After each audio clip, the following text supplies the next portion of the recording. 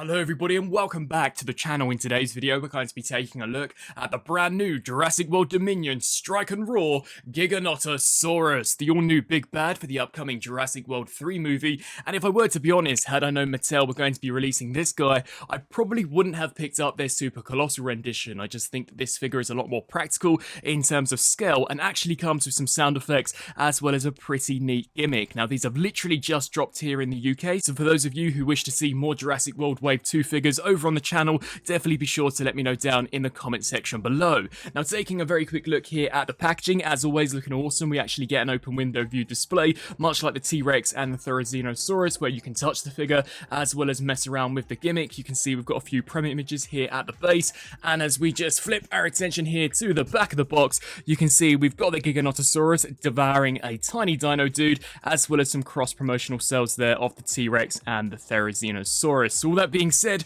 we'll crack the Giganotosaurus out of its cardboard prison and take a look and see whether or not it is in fact actually better than its significantly bigger and more expensive super colossal counterpart. And so here we have the Giga cracked open and out of the packaging, and actually looking for the most part really awesome. Now unfortunately I do find that the gimmick slightly spoils the overall design here of the dino mode, and I'll be sure to touch base with that in just a second, but scale wise so much more manageable when in comparison to that super colossal version. That was in fact actually one of the more difficult reviews that I've ever shot over on the channel. That figure was just enormous, but you can see that this one here, despite being a lot smaller, is probably just as, if not a little more detailed than that version. You can see as far as the head sculpt is concerned, it looks fantastic. I really like some of these darker green highlights that we've got scattered throughout the head as well as the main body, and the attention to detail where the face is concerned looks awesome. You can see various different gashes actually embedded within the sculpt to give you the impression that the Giga has been scarred during battle, and I think the teeth detailing look awesome. Now I'll touch base with some of the internal details when we actually take a look at the gimmicks, but you can see there the eye looks awesome. I think the reptilian texture detail that's been scattered all the way throughout this piece looks so nicely done.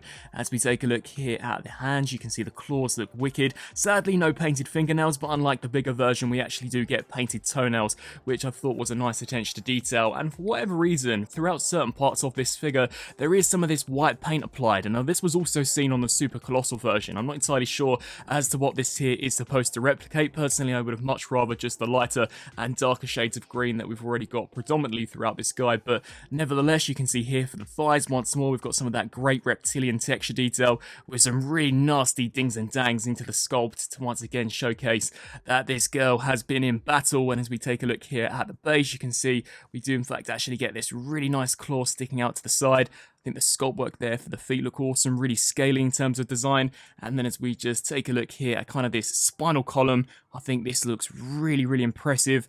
And you can see as we just work our way down here to the tail, some very nice looking sculpt work. Now as far as the actual gimmick is concerned, sadly it does just kind of ruin the overall design here. You are unable to get the Giganotosaurus kind of straightened out, and forever it is at a rather weird angle, which to be honest doesn't look too bad if you have it upright, but there is a second almost orientation where the head dips down, and at least to me it just kind of ruins the entire design. So we'll very quickly show that off. So here at the top we do get one button. Now this does activate one of two gimmicks, so just to demonstrate that, pushing it once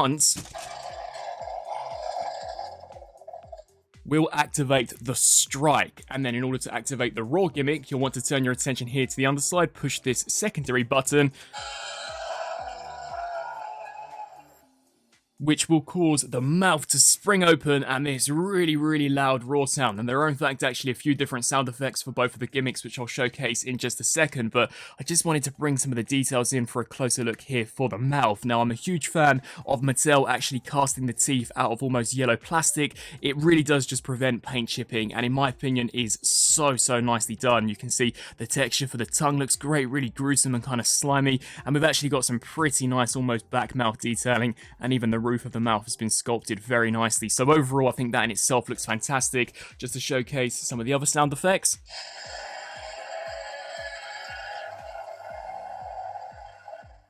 so you can see that time around we've got a much louder, much more aggressive effect. And then as we just used here the strike gimmick, it does sound as if though the Giga is thrashing herself into other dinos, and I actually really like the way the head does whip back and forth. So you can see there, and the mouth does kind of open as well. in sync with that. So definitely a really cool gimmick.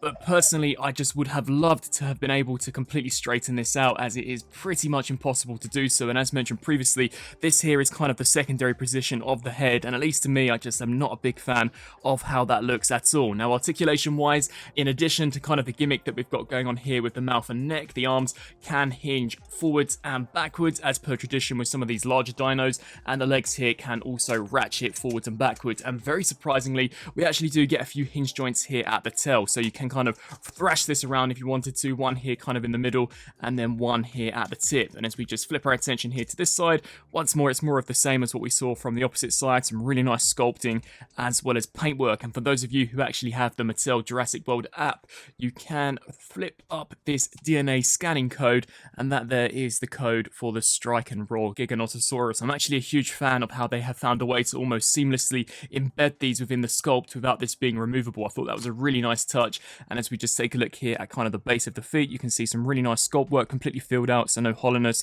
with that Jurassic Park/World logo there in the bottom. Now, as far as some size comparisons are concerned, here we have our Strike and Roar Giganotosaurus compared alongside what I believe they called the Thrash and Throw Therizinosaurus. And you can see this is actually quite a big figure. If you do kind of have the head fully extended here of the Giga, the Therizinosaurus does come pretty close, but just kind of in terms of length, that Giganotosaurus is massive. You can see kind of from head to tail, it is a lot bigger than the Thero. But I think both of these are really cool figures, and at least in my opinion, out of all of kind of these awesome sound effects figures that we've seen so far for Jurassic World, the Therizinosaurus is by far my favorite, with maybe the Giganotosaurus following incredibly closely behind. And so, some final thoughts for this Jurassic World Dominion Strike and Roar Giganotosaurus.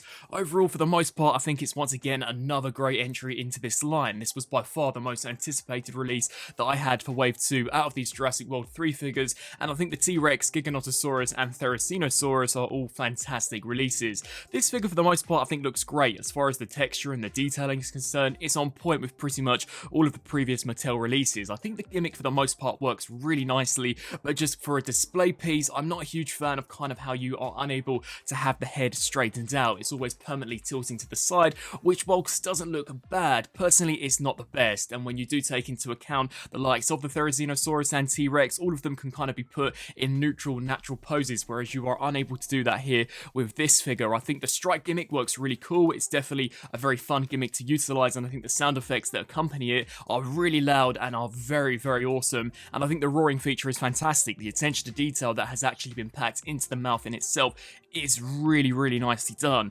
Now, as we turn to pricing, here in the UK, this is retailing for roughly $49.99, and in my opinion, I think that's a little too expensive. I actually think this is a little pricier when in comparison to that T-Rex. Had this been more around the 35 to 40 mark, I definitely think that this would have been great value for money, but as it stands, I just think that it's slightly too overpriced, and for those of you that are able to wait for this to go on clearance, then I would definitely recommend to do so. Out of the two, between this and its super colossal counterpart, personally, I would choose this night and day. I think the sound effects are awesome, as so is the gimmick overall, and just from a scale perspective, this is so much more manageable. That super colossal version is enormous, and even at the time of this recording, almost a month after originally reviewing it, I still haven't found a proper place to display it within my collection. So overall, definitely an awesome figure, but perhaps slightly too overpriced, and once more, I definitely would have much rather had there been a way to kind of fix that head dead in the center. I would love to hear your thoughts down in the comment section below on this Giganotosaurus. Is it a figure that you plan on adding to the collection? And as always, please be sure to let me know down in the comment section below what figures you would like me to take a look at next. I thank you all for watching, and until my next review, I'll see you then. Thanks for watching.